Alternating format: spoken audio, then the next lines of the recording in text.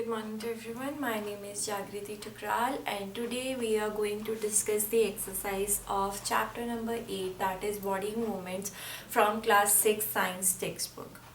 So इस video में इस चैप्टर की डिटेल वीडियो ऑलरेडी मेरे चैनल में अपलोडेड है. किसी को अगर कोई भी क्वेरी हो वहाँ जाके उसको देख सकता है.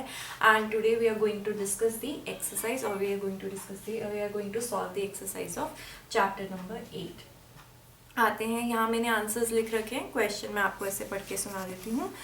पहला हमारा क्वेश्चन है that is fill in the blanks. पहले हमें फिल इन द ब्लैंक्स दिए गए हैं. पहला हमारा फिल इन द ब्लैंक है joints of the bones help in the dash of the body. Joints of the body or the bones helps in dash of the body. जो bones में joints होते हैं वो किस चीज़ को क्या help करते हैं. वो किस चीज़ को help करते हैं. अगर आपने मेरा डिटेल वीडियो देखा होगा तो उसमें मैंने आपको एक्सप्लेन करा था कि bones में जो ये joints होते हैं, ठीक है, जैसे हमारी ये चीज़ है, ये दिस इज अ जॉइंट, ठीक है. अगर ये नहीं होगा तो बाजू बिल्कुल स्ट्रेट होएगी, स्ट्रेट जुड़ी होगी. जॉइंट का मतलब ही यही है कि ताकि आसानी से हम लोग मूवमेंट कर सके. अगर मैंने पेन पकड़ना होगा, फॉर एग्जाम्पल ये पेन है, सीधे हाथ से, ठीक है. अब ये पेन मैंने सीधे हाथ से पकड़ लिया. मान लीजिए इसमें कोई जॉइंट नहीं है, ठीक है, कोई जॉइंट नहीं है. अब ये पेन मैंने अपने पास लेकर आना है, ठीक है. ये जॉइंट की मदद से ही मैं ऐसे अपने पास पेन लेके आ पा रही हूँ ना. नहीं तो मेरा हाथ स्ट्रेट रहता तो मैं इस पेन को अपने पास कैसे लेके आ पाती. मुश्किल है, बहुत मुश्किल है, तो पॉसिबल ही नहीं है. सो it is with the help of the joints, जो हम अपने हाथों की, अपने पैरों की, अपने बैकबोन की, जितने भी बॉडी में जॉइंट्स हैं बोन्स के बीच में, उनके जो क्या हेल्प करते हैं वो मूवमेंट्स में हेल्प करते हैं. पहला फिल इन द ब्लैंक हो गया. सेकेंड पे आते हैं. A combination of bones and cartilages forms the dash of the body. A combination of bones and cartilages forms the dash of the body. तो क्या बनाते हैं? स्केलेटन. आपने साइंस लैब्स में भी देखा होगा, स्केलेटन होता है वो किसका कॉम्बिनेशन होता है? It's a combination of bones and cartilages. आते हैं सी फिल इन द ब्लैंक के ऊपर. The bones at the elbow are joined by a dash joint. ठीक है, जो बोन्स होती हैं एल्बो में वो कौन से जॉइंट से जुड़ी हुई होती हैं? That's called hinge joint. उसको क्या बोलेंगे? Hinge joint. HINGE. Hinge joint से वो जुड़ी हुई होती हैं. आते हैं डी पॉइंट के ऊपर. The contraction of the dash pulls the bones during movement. The contraction of the dash pull the bones during the movement. So answer है muscles. जब muscles का contraction होता है तो वो क्या करती है? वो bones को pull करती है during the movement. आते हैं क्वेश्चन नंबर 2 के ऊपर. दैट इज द ट्रू और द फॉल्स. आंसर मैंने ऑलरेडी लिखे हुए हैं. क्वेश्चन मैं आपको ऐसे डिक्टेट करवा देती हूँ. पहला हमारा ट्रू और फॉल्स में से हमारा क्वेश्चन है the movement and locomotion of all animals is exactly the same. It's not possible. हम ह्यूमन बींग्स हैं, हम 2 पैरों पे चलते हैं. कुछ ऐसे एनिमल्स होते हैं जो वो भी 2 पैरों पे चलते हैं. कुछ ऐसे एनिमल्स हैं जो 4 पैरों पे चलते हैं. तो क्या हमारी मूवमेंट, जो हमारे लोकोमोटर स्किल्स हैं, जो उनकी मूवमेंट है, जो उनके लोकोमोटर स्किल्स है, क्या वो सेम है? नहीं, पॉसिबल ही नहीं है. हमारा स्ट्रक्चर बिल्कुल स्ट्रेट है. कई एनिमल्स जैसे डॉग का स्ट्रक्चर है वो 4 पैरों पे चलता है. It's not possible. It is false. Second पे आते हैं. the cartilages are harder than the bones. The cartilages are harder than the bones, which is false. Bones harder होती हैं ना कि cartilage. थर्ड पॉइंट पे आते हैं. The finger bones do not have joints. जो फिंगर में बोन्स होती हैं इसमें उनका कहने का मतलब है कि कोई भी जॉइंट नहीं होता. कोई भी जॉइंट नहीं होता. फॉल्स. देखिए ये होती है ना चीज, ये वाली चीज, ये जॉइंट ही है. दिस इज कॉल्ड जॉइंट्स, ठीक है, तभी मूवमेंट कर पा रहा है, अदरवाइज मूवमेंट ना हो पाती. It is false. आते हैं फोर्थ पॉइंट के ऊपर. The forearm has 2 bones. जो हमारी आर्म है इसमें 2 bones. It is true. 4 arm में 2 बोन्स होती हैं.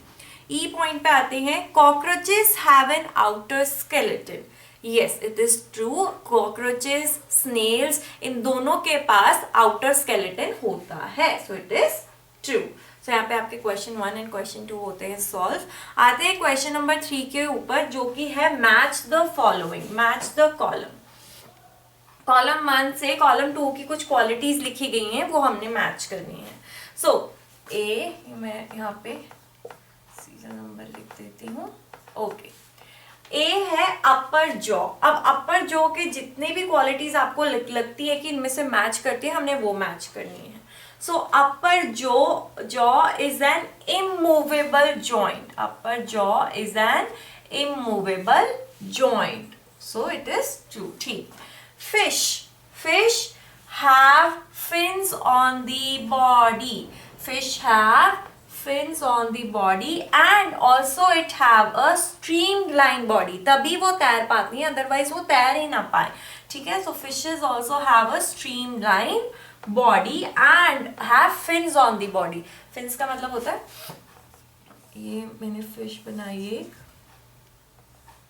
ये जो हल्के हल्के कट्स होते हैं ना फिश के ऊपर, अगर आप ध्यान से देखेंगे, so that's called fins on the body. ठीक है, रिब्स की बात करते हैं, तो रिब्स का आपको क्या लगता है? Ribs protect the heart. Ribs का क्या काम है? वो हार्ट को प्रोटेक्ट करता है। अंदर लंग्स होते हैं, उनको भी प्रोटेक्ट करता है। सो सी पार्ट यहाँ पे आ गया। D, snail. स्नेल का क्या है? Snail shows very slow movement. Snail shows very slow movement. तो डी आ गया। और क्या हो सकता है? Snail has an outer skeleton.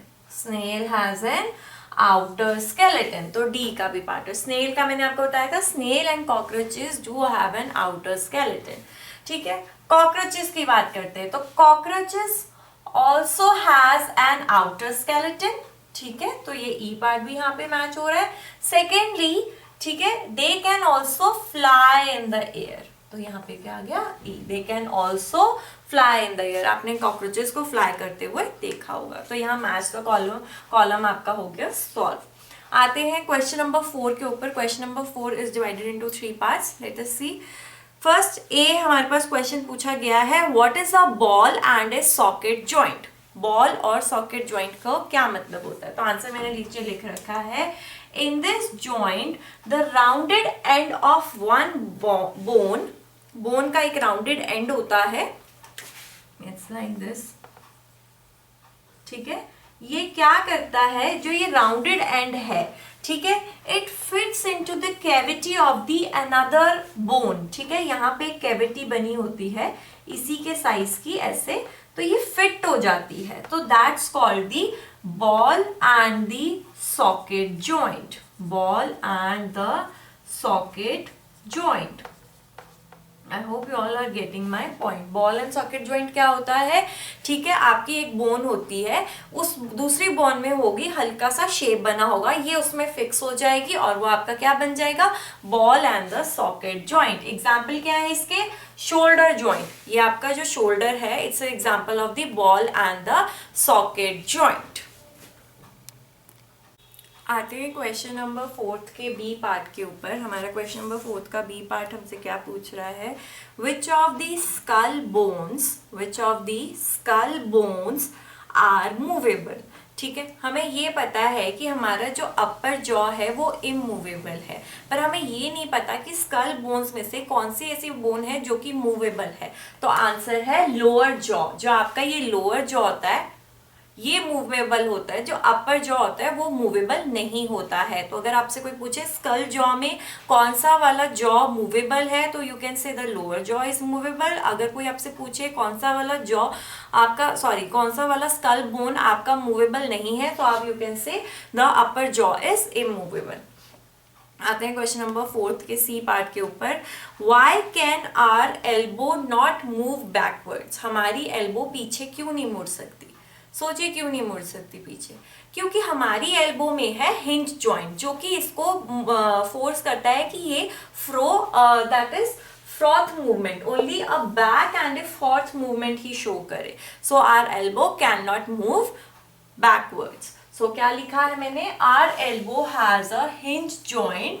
मैंने आपको भी बताया था हमारी एल्बो में क्या होता है? हिंज जॉइंट होता है, that allows only a back and a fourth movement. So our elbow cannot move backwards. So our elbow cannot move backwards. So here your chapter ends. Exercise होती है खत्म. If you really like this video, please like, share and subscribe to my channel. If anybody is having any query, please let me know in the comment section below. Thank you very much for watching my video.